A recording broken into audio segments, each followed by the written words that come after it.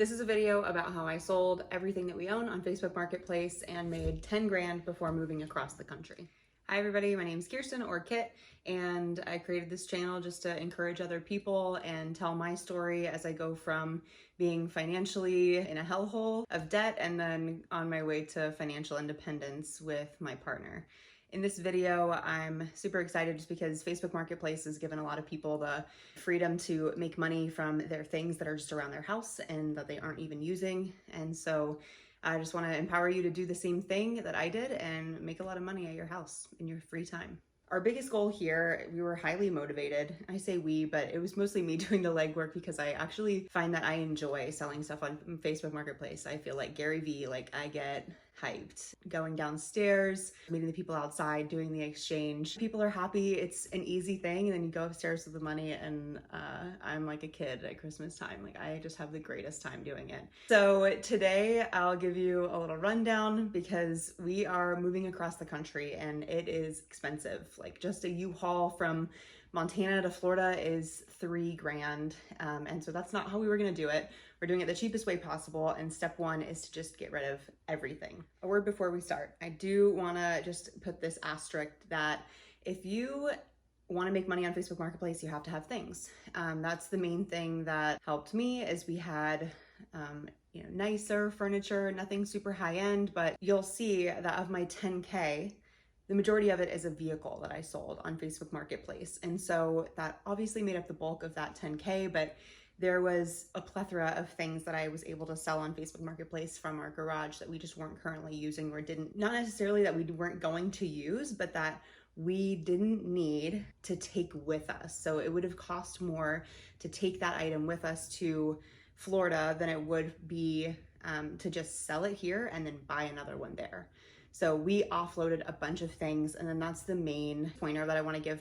Obviously, you have to have things to sell things on Facebook Marketplace. The things that you sell on Facebook Marketplace don't have to be highly valuable. I don't care if they're a vehicle or if they're your coffee pot or if you find things out by the dumpster that you're fixing up or not even fixing up, just selling because somebody else didn't want to do the legwork. You can find opportunities in the most random places. Another thing to note before we get started on the tips is just, it depends on what you're selling. Obviously selling a car is going to take just a lot more due diligence, and there's paperwork in the background to do. There's ways to be safe so that you don't get your car stolen. There's legalities that go through selling a car, whereas selling a bookshelf is different. You don't have to explain to somebody how the bookshelf works and promise that it does. So that's another thing to be aware of. These tips are pretty generalized, and I could go into more detail on how I sold my vehicle in a different video if that's wanted. All right, let's get into 10 tips for selling your things on Facebook Marketplace. I love the first one the most. I feel like it is the most important thing to do before you even get started. Okay, let's say you have an item in mind and you want it to get out of here. Before even taking the pictures, thinking about how much it costs, take out a rag and some cleaning supplies and wipe it off. I don't care what it is. It has dust on it. It has fingerprints on it. Wipe it completely down. If it opens up and there's different components to it, wipe the inside. Just make sure it's clean. It doesn't have to be brand new. It can have scuff marks. It can be permanently aesthetically damaged, but just wipe it off so that it looks like it was cared for. It will go a really long way in the end, and it just kind of sets up who's selling this item. Is somebody careful and cares for their things, or just doesn't really care at all? People will interact with you the way that you express yourself and your things online.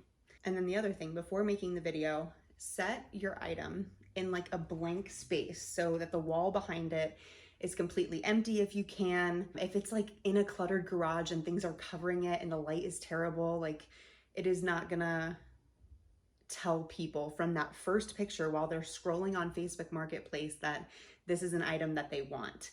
If it's in a well-lit room and there's not any clutter around, that is gonna do so much better than an item that is lost in a sea of things. They don't even know exactly what is for sale. Now that you're well set up and your item is clean and in a well-lit open space, you're gonna wanna take photos. This is really important. Facebook Marketplace will allow you to take 10 photos to put for your item and 1 video. I think it's like a minute long, which isn't a feature that I use very often, especially for like still items, a desk, a bookshelf, things like that. Take photos of every angle of the item. So your very first photo that you want to put on the display page for sale is like a full frontal picture of the item. And then you'll want to take detailed pictures. So take it from the side with the full item in it, other side with the full item in it, even the back. And then if there's any cosmetic damage, and even if there's not, take a picture of the surface of it. And if there's any cosmetic damage, make sure to include that. It's just better to be upfront with people. And honestly, people will offer appropriate money if you just show them that there is cosmetic wear and tear. If you put it in the description that there's cosmetic wear and tear, but the item isn't showing it in the photos, people are going to want to see. So they're going to ask, just save yourself some time in the front end of the work and just put photos of that as well. And then a big one is if there's any like serial numbers or stickers or brand names or accessories, make sure to include photos of that as well. All right, you've got your 10 photos, maybe even a video of the thing working. And now step 3 is that you're going to post it online. So before posting online, obviously know what it's called, like it would be marketed in a store, and know how much it's worth. If this is an item that somebody can go to Target or Walmart or any kind of store that's accessible in town and purchase it that day, or even if they can find it on Amazon and purchase it and it'll be delivered within a week or 2, your item cannot sell for more than that. It's just not possible. People are on Facebook Marketplace looking for a deal. It's not convenient to go to your house and pay you cash. On the other hand, if it is not available in stores or they can't easily access it, like for instance, we had a safe from Costco. It was from maybe 3 or 4 years ago. It was on a great sale when we bought it, and now it's not available anymore. So when we posted it, I posted it for the exact price that we bought it for 4 years ago. And because I did that, people offered not only that price, but more, because I don't need to know the market on safes. I don't need to know what's available out there. I knew how many guns it held. I knew the lock combination. I knew it was battery powered. I kind of knew its features, but I don't need to know the entire safe market to know the price point that it needs to go off of. I let the people come and give me offers, and I can adjust my price from there. So I knew, because I got great offers that matched my price or even went above, and there were many people that were responsive, that was a good price point. And we'll talk about that a little bit later. But yeah, because that item wasn't in the store, I was able to post it for the same or more that I bought it for. I will make note that it was in fantastic condition. Under the price point is the item's description.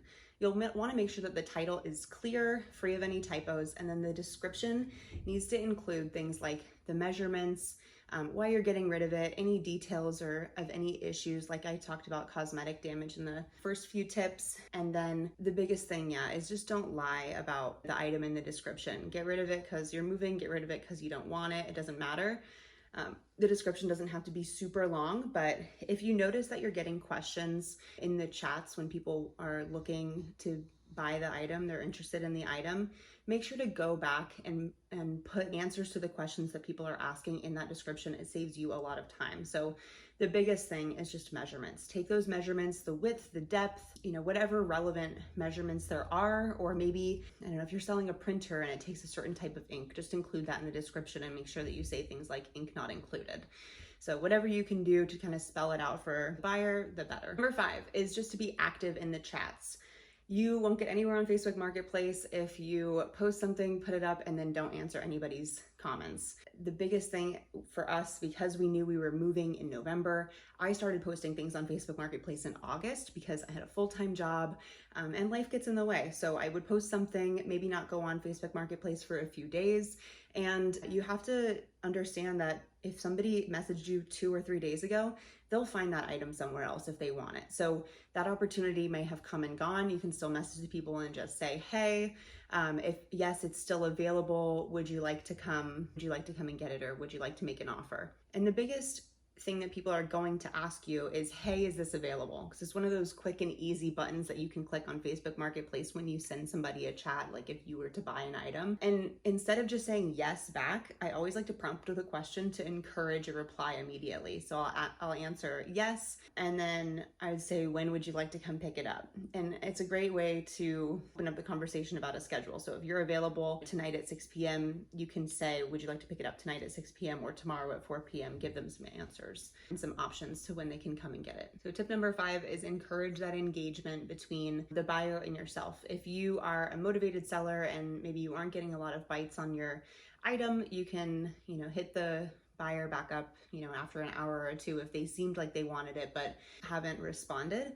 And then I want to say a big key here is don't give anybody your address or your meetup location or anything like that until you guys have confirmed a date and a time that you are going to meet, because there's language barriers, there's communication barriers, and I can tell you that I've made that mistake before and had somebody show up at my apartment complex unprompted, and thankfully I was here and could run downstairs, but it's just a little off-putting. So it's nice to be prepared when you know you're going to meet somebody. So don't send anybody a screenshot of the location that you're meeting up or any details about that meetup location until you are ready. That person has sent you an ETA, something like that. All right, number 6, you had that item posted and you're waiting for those replies, but crickets. So number 6 is you have to just adjust to the market. So if you are not getting offers on the item, the first thing I would do is lower the price after a day or two. Look at those pictures, make sure that it's updated, check that zip code, make sure that it's in the right area. You can drag and drop on the map to make sure that it's in an appropriate location. It's not like way out in the sticks on accident. Yeah, just lower that price, and it doesn't have to be by 50%, lower it by $20. So maybe people still don't want to pay that price that you're asking for, but at least they know that maybe you're able to give some wiggle room and you're open to negotiation. And then number 7, this is a big one. And the reason why I think I'm good at Facebook Marketplace is because my husband, for instance, doesn't want to be inconvenienced with the messaging back and forth between people, spelling it out for people that sometimes don't get it, or just running downstairs while we're having dinner or having breakfast to sell an item. So number 7 is be open to inconvenience. If you want the money, you're gonna have to meet these people after work hours, even if it gets dark at 5:30 because of daylight savings. You're going downstairs and you're gonna meet these people in the dark. If it's Saturday morning at 8 a.m. and somebody wants to test drive your car, you're going out there and you're meeting the family and they're gonna drive around in your car. So if you want the money in your hands and you want less stuff, then you got to be willing to work with inconvenience. Another thing is, though it may be inconvenient, have other ways for somebody to pay you besides cash. Make sure that you have your Venmo set up or a Cash App, and just be ready to accept multiple forms of payment. On that note, I definitely almost got scammed by a lady that was running a Zelle scam. Just make sure that if somebody wants you to use a totally different form of payment, says that you definitely can. I was like, no, my bank doesn't do Zelle. It was for a freaking deep freezer. It was like she was gonna send me the money first, and not back and forth. It was sketchy. Okay, I had red flags going off the whole time. I was angry about it, but honestly, in the end of the day, I should have never even had the headache, because it was a waste of time. So just don't fall for it. If somebody doesn't want to offer you an easy form of cash, if you're offering, 2 or 3 different ways to pay, that's all right. That person's not for you. I had multiple offers on this thing. I should have just moved on. All right, number 8, this one is just for you to stay organized. So you can have multiple people hitting you up about the same item. So for instance, one time I had this gal named Callie. She wanted to come and get my plant. I was messaging her back and forth. We were talking about a date and time, and you can tell people kind of that you have multiple people that might come by on the same night. You don't want it to fall through, but you just want to also be transparent with them. And so this is what happened, but I didn't realize that I was messaging 2 of the same Callies. And so when one pulled up instead of the other, it was really confusing and kind of awkward, and I felt bad. So the communication wasn't good. Number 7 is to stay organized. Write down in your calendar who you're meeting, for what item, and when, and then follow up on that day of to make sure that they give you an ETA. If they say they're going to come by when they're off work, just ask them for an estimated time of arrival. You can give them a kind of like general area, neighborhood, or like shopping center that you're going to meet them at to do the swap. And so they can kind of tell you, oh, it'll take me 30 minutes to get there. I get off work at 6. I'll see you at 6:30. You know, be a good communicator. So if they aren't texting you pretty frequently, you don't have to keep following up, but you definitely want to be the one to just initiate a good and timely conversation. And this one's a big one too, kind of going above and beyond. Have a screenshot of the location that you're going to meet these people at. Like I said, we live in an apartment complex, so I'd have a screenshot of the apartments. Apartments can be confusing, so instead of just giving them a building number or something like that, I gave them a screenshot. I had the crossroads of the roads that are a boundary for the apartment complex, and then I just dropped a pin kind of like where we park our cars outside, and that's where I plan on meeting them. So wherever you're gonna be, just drop a pin, take a screenshot, and then keep that in your photos as favorited by Facebook Marketplace. You can send it in the chats when you're gonna run down and sell your item. So that when they give you their ETA, you can send them that screenshot and just say, hey, text me when you're here, and I'll be right down. And then the very last step is to have your Venmo QR code ready. If you're taking Venmo, get out there and meet them with the item. Make sure that it's in the condition that you posted the photos. And then just make sure you're comfortable doing this. Make sure that somebody knows that you're going down there. If it's, you just kind of feel uneasy about it, or have a friend come along with you so that it's safe. And even in the chats, I say, yeah, we live at yada yada, so they know that I don't live alone, and I just feel safer in that. So the last tip is to just be ready to accept the cash, and then meet them for the item. Let them check out the item. Make sure that it's in the same condition that you took the photos in, and then give them the item. Take the cash. And then the very last thing is go back inside and just revel in the fact that you did that. You made that money. It was worth every minute. Doesn't matter if you sold something for $10 or $8,000.